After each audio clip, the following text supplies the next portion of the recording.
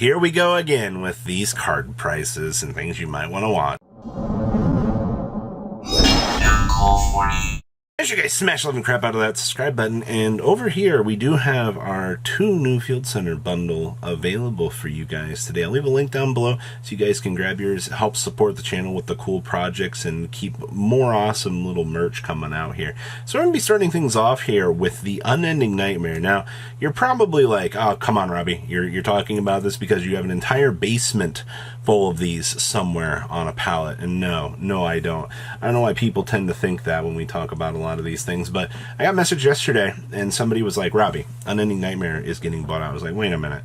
There's no actual way. There's not really much of an application. I mean, we looked through the deck list yesterday from the latest OCG tournament, and I did see a couple Unending Nightmares, but I didn't really consider that to be much of a reason for this to kind of start to disappear.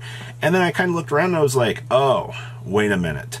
The OCG's got Centurion that they have to deal with. So Unending Nightmare, you can go ahead and, blow up one of the resources. And guess what? It's a nice little continuous spell and trap card that you got face up down there. We can Unending Nightmare it off the field. Oh, wait, Runic is a classic recurring problem for a lot of these particular decks. Oh, guess what? Purely has the field spell up and running. They have the stupid good continuous My Friend Purely up and running. Go ahead and just spot removal those with Unending Nightmare. That's what you're getting at here, and it looks like, at least for the Maximum Crisis version out here, people in the TCG are taking note of this right now and going, maybe I want to pick this up, maybe I want to have some sort of copy of this. And yeah, that's what's happening right now. Actually, we're down to 16 listings of Unending Nightmare for the original copy. Good news, there's plenty of other copies available out here, but this is one of those upcoming trends in terms of tech choices that, hey, probably should keep an eye on this just so you're not caught with your pants down. So don't say I didn't bring this to your attention. All right. Now, yesterday's card of the day brought a lot of things to a lot of people's attention. And the first one is Darkness Neosphere. Now, I'm going to be completely honest with you here. These next two, I think, are personally memeable, but Darkness Neosphere is just a 4,000. Your opponent's monster declares an attack. So basically, it's a 4,000. This card cannot be destroyed by battle, and once per turn, you can return all face-up spell and trap cards you control to the hand. Yeah, that's really it, actually. You're just deploying a big level 10 fiend monster off of it. Now, keep in mind that's not searchable. It's just the new guy has an ability that gives you the ability to summon Darkness Neosphere. I don't know what was so exciting about the ability for them to be able to bring out these level 10 bypass mechanics. To be honest with you, we kind of needed it. But okay, so what other stuff is like on the watch list because of that? Well, also the Wicked Gods, the Wicked Eraser, the Wicked Avatar, the Wicked Bunghole. You gotta, I honestly, I was looking at Wicked Avatar prices for the original Jump magazine, and a near mint, actually there's only 21 listings of near mints on the market, and they're about $8 a piece as of filming this. That's kind of something to be a little bit wary of out here. Just like, and then of course, there's 2 levels interaction. Then of course you have all of the Sacred Beast stuff that also has the interaction from this. I mean, they did have a structure deck, but most of that stuff is fairly available. It's amazing that one card of the day affects like 12 to 15 different cards out here, and then people are like, wow, I can't believe that went up in price. Well, it mainly went up because people want to try out these things. Whether or not they're good or bad, people get excited for new interactions, and that's what you're really seeing out here. But next up is this continuous spin out of Dreaming Memoria, and I don't know what it is with this. I don't know what is keeping this card getting destroyed off of the market at the constant volume it is, because it's a super rare from Cyberstorm Access. All right, even though the card itself is still floating at $1, the constant sell barrage of this has been crazy. All right, I understand that once again you've got that level 10 support that's underlining there, that basically maybe it's the Grand Manju enjoyers out here that are consistently picking these up. but I don't know what has been the main driving factor for this. My checklist is level 10 deck, Grandmanju Enjoyers.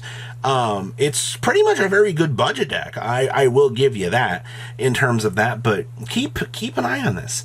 You know, there probably will be a day that you will see this card, if it doesn't get a reprint, continue to spiral out of control here.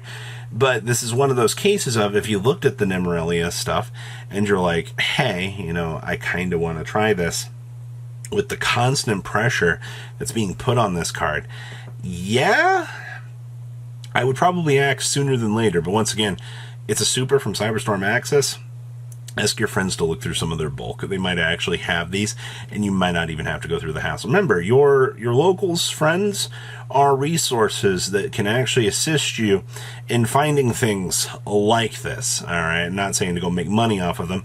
I'm saying if you need a playset of something like this, on the off chance that you're like, hey, I want to mess around with this, then ask them. You'd be surprised. All right, we all have the one friend that decided that they wanted to buy a box of something, and they just toss the cards in a corner somewhere, and then they forget about them actually existing. So yeah, it is what it is. But this is one of those constant barrage of buyouts. I don't get it. Next up is Summon Limit. Now, this is strictly, mainly purely playing this in the OCG. We've seen purely duplicating the strategy here in the TCG as well, but it's not like Summon Limit has gone up tremendously in price. No, this is one of those hot, fancy tech choices that kind of look kind of interesting right now, actually. Summon Limit's always been one of those hilarious cards that actually matter. Just remember, neither player can summon more than 2 times per turn. Negated summons count towards this limit. Negated cards and effects that would summon do not count. So keep that in mind. That's your latest version down here. And you do have rare prints of these. And the fact that this card is now down to 30 cents on the lower end of things is absolutely fantastic. Alright, I remember some of the Duelist League versions pushing the 10 plus range, but this is one of those cards. Make sure you have a playset of this.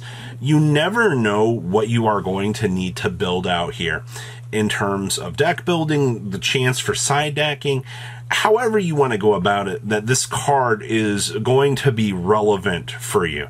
It's one of those amazing cards that now that the price point has become so cheap and worthwhile to just be able to pick these up, once again, good stuff. Like the fact that people used to pay, you know, for a common version of this back in the day was insane until once again it got reprint oblivioned. But your main prospects, purely decks that set up a huge field and can actually access the old Nightmare Griffin. Reset this bad boy.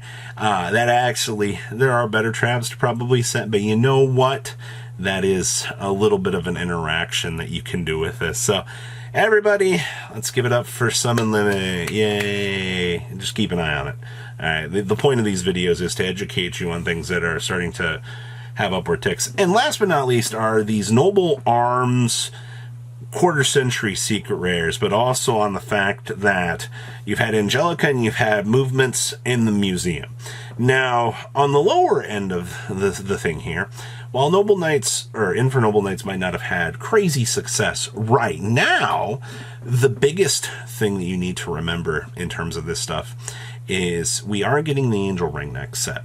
We've already seen some pretty cute interactions that the Angel Ring actually kind of brings to the table here. And I'm actually pretty excited to see how players are going to adapt Angel Ring into the current builds. How this one card is going to change the landscape of what we're kind of expecting out here for the current Infernoble builds. And, you know, the Infernoble players that do want their very nice looking cards, they've already started to take the steps to pick up those coveted higher rarity cards.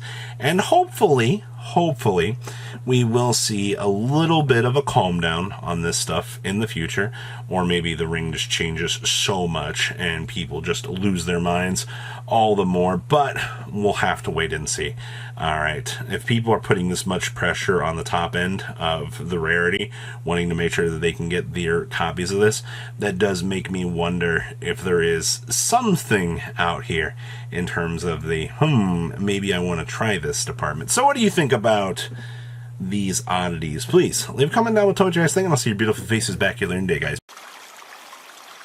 patrons. Thank you.